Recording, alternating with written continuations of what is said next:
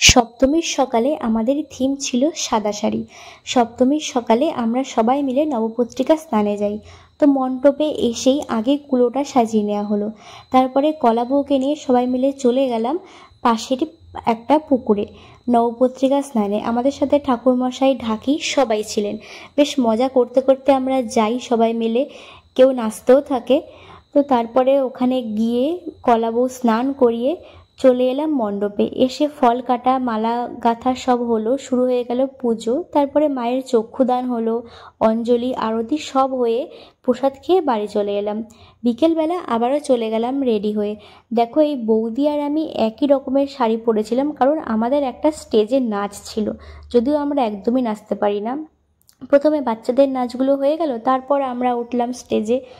নাচতে তো পারি না, কিন্তু একটু মজা করার জন্য নাচি, বছরে তো একবারই দুর্গাপুজো আসে, কি বলো। তো নেচে প্রচণ্ড গরমে ঘেমে গিয়ে চলে এসেছিলাম আইসক্রিম খেতে। আইসক্রিমটা খেয়ে আবারও বসে পড়লাম প্রোগ্রাম দেখতে। বড়দের প্রোগ্রাম ছিল, তারপরে নাটক, গান, অনেক কিছুই ছিল। সেই প্রোগ্রাম দেখে পরের দিনের প্র্যাকটিস করে খুব বিধ্বস্ত অবস্থায় চলে এলাম বাড়িতে। তো টাটা, গুড নাইট।